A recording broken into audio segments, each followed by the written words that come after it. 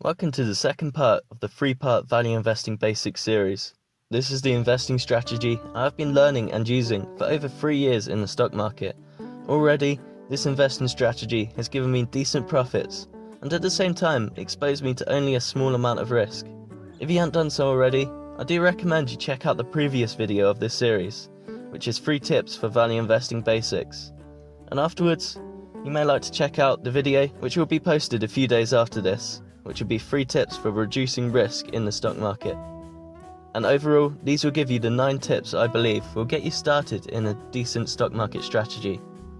The same strategy used by Warren Buffett, Charlie Munger, and Phil Town, and many other successful stock market investors. So I hope this will get you underway into really increasing your wealth in the stock market. So this second video will teach you to maintain your stock market portfolio by focusing on 3 strategies required to keep on top of your stocks once you start buying good companies. Once you buy, you can't just leave your portfolio the way it is. There's still work to be done. The tips you will learn here in this video will keep you on top of your investments. Also, it will help you to know what to do with the profits to make best future returns.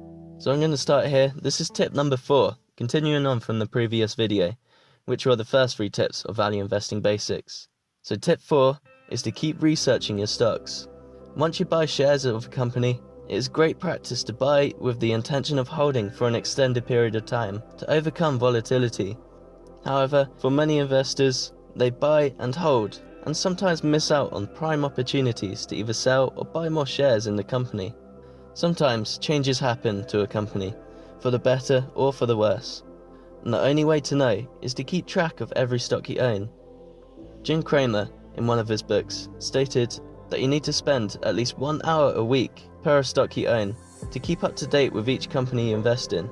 This will include keeping track of news of each company, on any new announcements they make, and just keeping track of their recent earnings reports, and perhaps to even know what's going on with the sector for that company.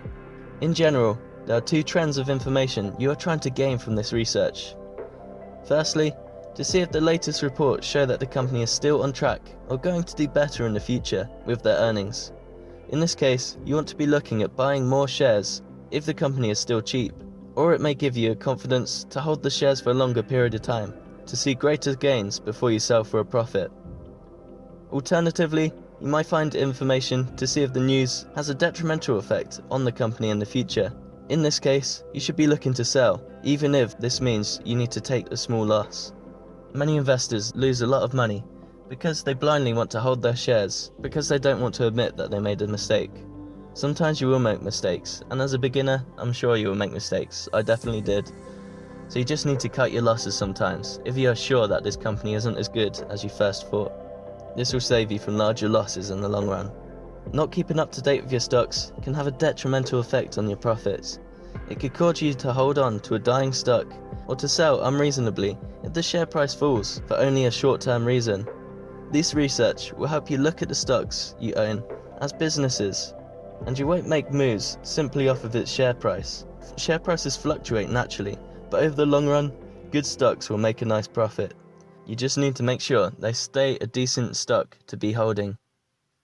The 5th tip for value investing basics is to keep some cash aside in your stock market portfolio. So you've listened to what I've said.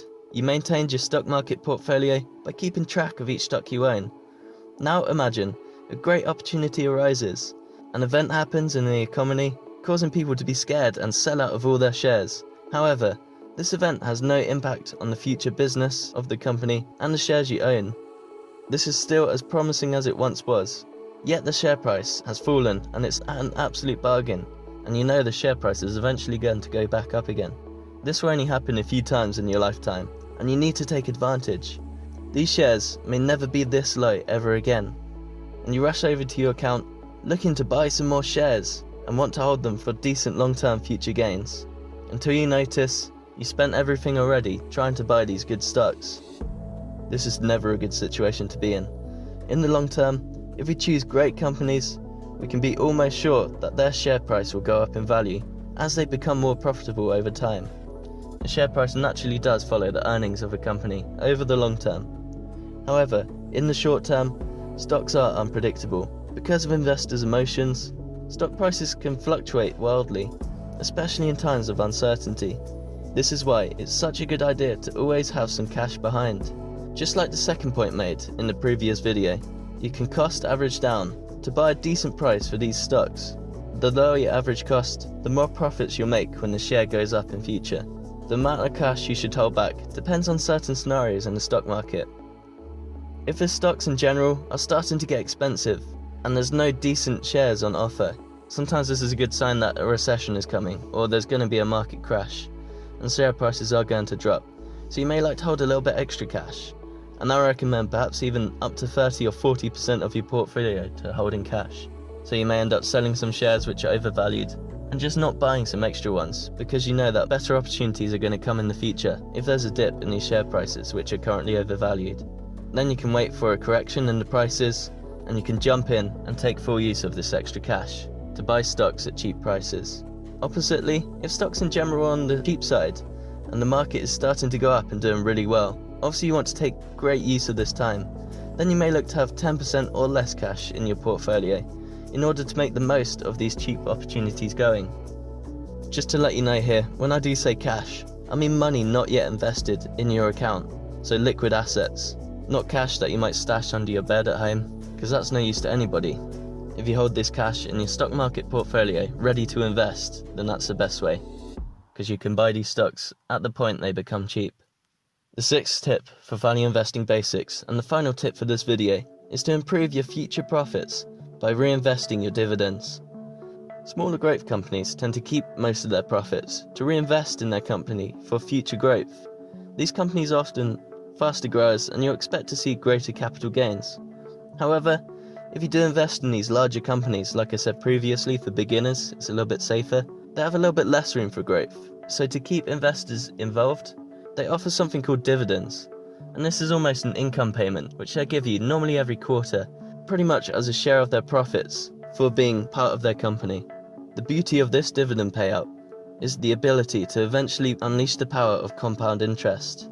If you reinvested this dividend back into buying more shares, your future gains and dividends will become even greater, because effectively you've used this free money from the company and then used it to buy even more shares, so your overall percentage ownage of the company has grown, and you're going to gain more when the share price goes up, and you're going to gain more in terms of dividends too, because dividends are paid out per share. Repeating this process for an extended period of time sees exponential growth in your profits to levels you cannot believe. This is known as compound interest. You can see in the table here, which I've used, the table shows that if you invested £20,000 at the age of 25, and if you invested this at the stock market average of 8%, and you didn't even add any extra money afterwards, and you invested this for 40 years without adding any extra money, if you reinvested your profits every year before the age of 46, you'd have £100,000, and by the age of 65, you'd have £485,000. And that's amazing. You can see how quickly this grows exponentially, and that's without adding any extra cash, just that initial investment. So it's amazing what you could achieve with compound interest, and this is one of my largest factors giving me hope to achieving financial freedom. I entice you to play around with the compound calculator. I'll give a link in the description so you can check it out. There you will see what financial situation you could be in if you maintained your stock market portfolio for many years in the future. So thank you for watching 3 more tips to become a successful value investor. I hope by now you have a better idea of how to maintain your stock market portfolio, meaning you know how to invest with reduced risk for maximum future gains. Don't forget to check out the next video, which will be coming out soon. This will be teaching you how to reduce risk in the stock market. If you are keen to get involved and learn more about the stock market, you can check out the investing section of the Money Your Concern website, or stay tuned with this YouTube channel. And if you have any questions, you can always be free to let me know in the comment section below, and I'll definitely get back to you. Investing in the stock market has become a true passion of mine, and I'm always happy to help and to talk about it, to help better deal with your finances and increase your future wealth. So stay tuned with Money Your Concern. I hope you liked the video. If so, please give it a like and subscribe to this channel, and keep an eye out for the Value Investing Basics playlist, where you'll find the last video of this series, to complete a basic knowledge of what value investing is and how to successfully invest your money. So I'm Harry from Money Your Concern, and thank you for watching. Talk soon.